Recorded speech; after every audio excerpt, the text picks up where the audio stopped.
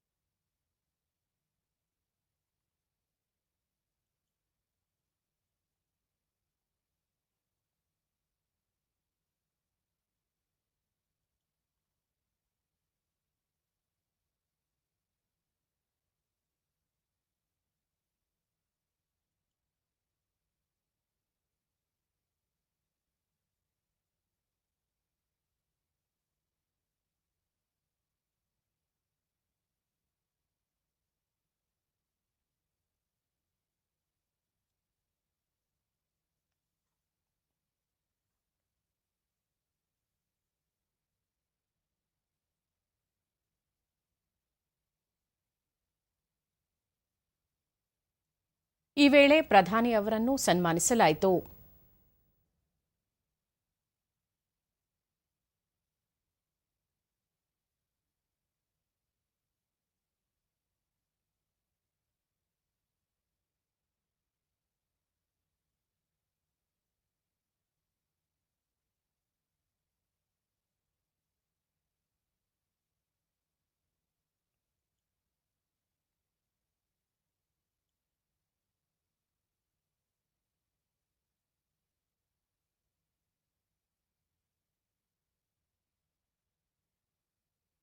ಈ ಸಂದರ್ಭದಲ್ಲಿ ವಿವಿಧ ಸಾಂಸ್ಕೃತಿಕ ಕಾರ್ಯಕ್ರಮಗಳು ನಡೆದವು. ಸುಮಾರು 1.25 ಲಕ್ಷಕ್ಕೂ ಅಧಿಕ ರೈತರು ಈ ಕಾರ್ಯಕ್ರಮಕ್ಕೆ ಸಾಕ್ಷಿಯಾದರು. ಬಳಿಕ ಅವರು ಗುಜರಾತ್ನಲ್ಲಿ 55,500 ಕೋಟಿ ರೂಪಾಯಿ ವೆಚ್ಚದ ವಿವಿಧ ಅಭಿವೃದ್ಧಿ ಯೋಜನೆಗಳನ್ನು ಉದ್ಘಾಟಿಸಲಿದ್ದಾರೆ ಮತ್ತು ಶಂಕುಸ್ಥಾಪನೆ ನೆರವೇರಿಸಲಿದ್ದಾರೆ. ಒಂದು ದಿನದ ಭೇಟಿಯ ವೇಳೆ ಅವರು ಅಹಮದಾಬಾದ್, ಮೆಹಸಾನಾ ಮತ್ತು ನವಸಾರಿಯಲ್ಲಿ ಆಯೋಜಿಸಲಾಗಿರುವ ಕಾರ್ಯಕ್ರಮಗಳಲ್ಲಿ ಭಾಗವಹಿಸಲಿದ್ದಾರೆ.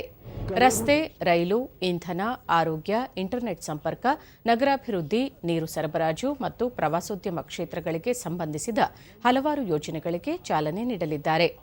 ಪ್ರಧಾನಿ ನರೇಂದ್ರ ಮೋದಿ ಇಂದು ತಮ್ಮ ಸಂಸದೀಯ ಕ್ಷೇತ್ರ ವಾರಾಣಸಿಗೆ ಭೇಟಿ ನೀಡಲಿದ್ದಾರೆ. 2 ದಿನಗಳ ಕಾಶಿ ಪ್ರವಾಸದಲ್ಲಿ ಅವರು 13,000 ಕೋಟಿ ರೂಪಾಯಿಗೂ ಅಧಿಕ ವೆಚ್ಚದ ಅಭಿವೃದ್ಧಿ ಯೋಜನೆಗಳಿಗೆ ಚಾಲನೆ ನೀಡಲಿದ್ದಾರೆ. ವಾರಾಣಸಿ ಆಡಳಿತವು ಪ್ರಧಾನಿಯವರ ಭೇಟಿ ಹಿನ್ನೆಲೆಯಲ್ಲಿ ಸಕಲ ಸಿದ್ಧತೆ ಕೈಗೊಂಡಿದೆ.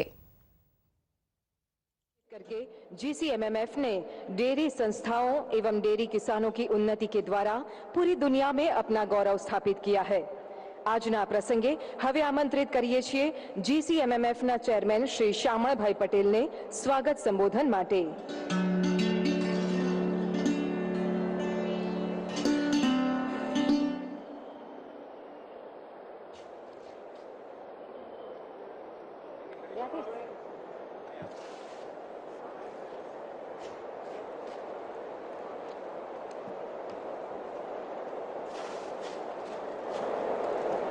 सबने मारा नमस्कार वंदन. सियावर रामचंद्र भगवान की जय. सबको मारा राम राम.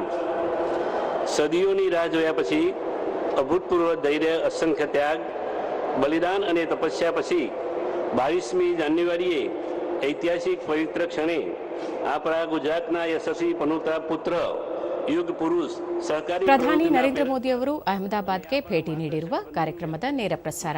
વડાપ્રધાન શ્રી નરેન્દ્રભાઈ મોદી સાહેબના હસ્તે રાષ્ટ્રીય ચેતનાના મંદિરમાં આપણા ભગવાન રામ લલ્લાની પ્રાણ પ્રતિષ્ઠા સંપન્ન થઈ એના 1 મહિના બાદ આજે 22મી ફેબ્રુઆરી ગુજરાતના 18,600 થી વધુ દૂધ મંડળીઓના 37 લાખ સભાસદોની માલિકીના સંસ્થા અમૂલ ફેડરેશન કે જે આજે ભારતનું સૌથી મોટું ખાદ્ય સંગઠનનું સ્થાન શોભાવે છે એના સુવર્ણ જયંતિ પ્રસંગે આપણા આમંત્રણને માન આપી પધાર્યા છે ત્યારે ગુજરાતની મારી લાખો દૂધ ઉત્પાદક બહેનો, ભાઈઓ અને અમૂલ પરિવાર વતીથી ભારતના લોકલાડીલા અને યશસ્વી વડાપ્રધાન શ્રી નરેન્દ્રભાઈ મોદી સાહેબનું હાર્દિક સ્વાગત કરું છું, વંદન કરું છું અને આપ સર્વ વતી અભિવાદન કરું છું.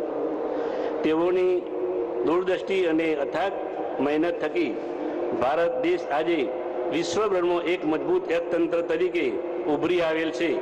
વિશ્વભરના દેશો આજે ભારતને એક મોટા બજાર તરીકે જોઈ રહેલ છે, ત્યારે ભારતમાં રોકાણ કરવા માટે હરીફાઈ કરી રહેલ છે. તેનો સંપૂર્ણ યશ આપણા વડાપ્રધાનને જાય છે, જેમના વડાપ્રધાન તરીકેના કાર્યક્રમો ભારત એક અમૃતકાળથી સુખદ અનુભૂતિ કરી રહેલ છે. આ અમૃતકાળ દરમિયાન ભારત દેશ દરેક ક્ષેત્રના અસાધારણ પ્રગતિ કરેલ છે. પછી એ ટેકનોલોજી હોય, વિજ્ઞાન હોય કે ખેતી, એમ દરેક ક્ષેત્રમાં ભારતનું